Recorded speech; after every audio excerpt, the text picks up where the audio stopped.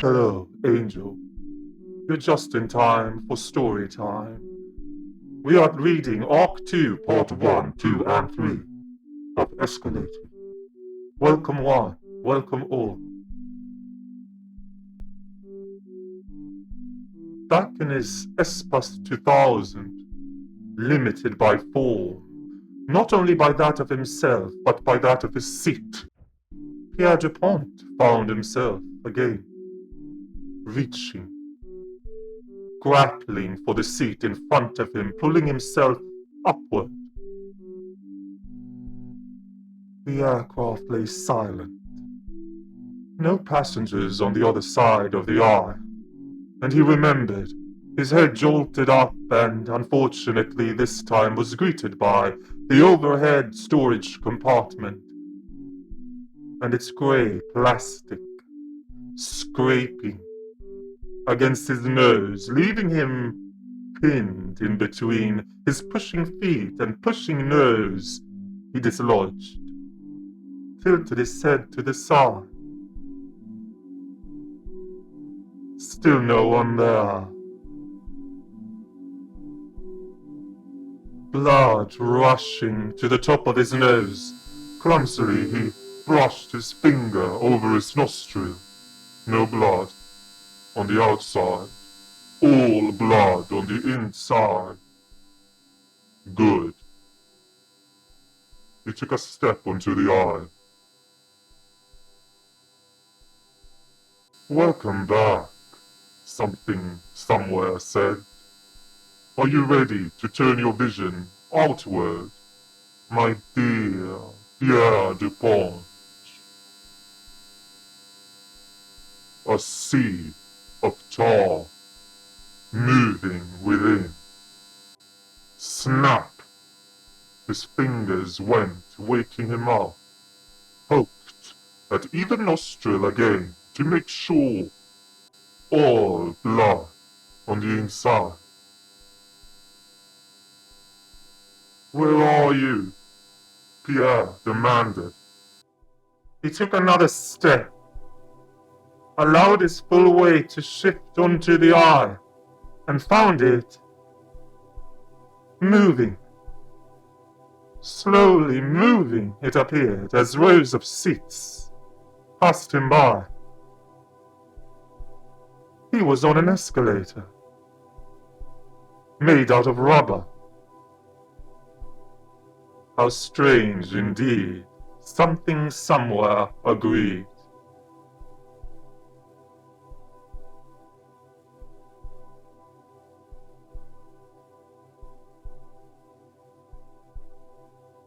Part 2 of Escalating.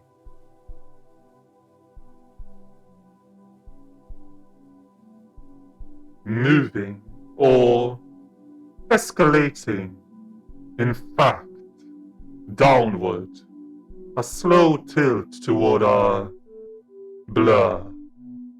He tried to pull focus, but the blur insisted that it was, in fact, and even as he moved closer, it wouldn't be made clear, a haze, grey, textured. But now, realizing itself to him, he could make out bodies shifting in the veiled light, bright bodies struggling, the muscled bodies contesting, long limbs intertwined, competing, becoming one. Who would become the one? He could hear noises, scraping, long, high-pitched notes. They were voices. He could hear them now. The white bodies, they were chanting, making words rhythmically. Or were they talking? Yes, they were talking. He could hear them now. It was muffled, but he could hear them talking. To him. They were talking to him. Pierre Dupont, they said. He thought he heard them say, Pierre Dupont, He put out his arm to wave at them as he passed on his escalator, now surrounded by this blur. Grey haze textured. He could feel it now, coarse against his skin like velvet, ruffled by the friction of his body. They knew my name. Pierre Dupont turned around to catch a glimpse of them, but they had dissipated into bright, filtered light again, clouded sunlight, beaming in the blur. 1,000 mirrors reflecting every ray. He could see them in detail, yet somehow they slipped out of focus.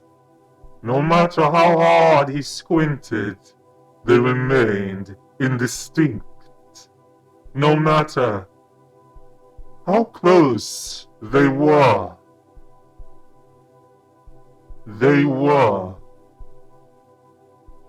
It was this indistinguishable aura. These 1,000 mirrors all around, refracting every grain of light. Yet all Pierre Dupont saw was a blur. Even as he looked right at one, he could only see a blur. He pulled it close to catch his eye, looking back, but all he returned was a blur. He grabbed another to be able to see what was left of him, if there was anything left of him.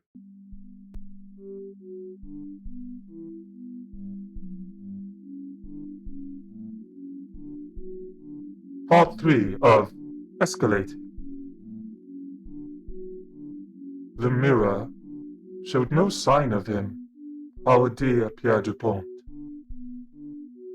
but a symbol in black. Like ink, it spread on the shattered glass in his hand. Squares with soft edges, leaving room for lines overlapping, then sinking to the depths of their mirrored reality.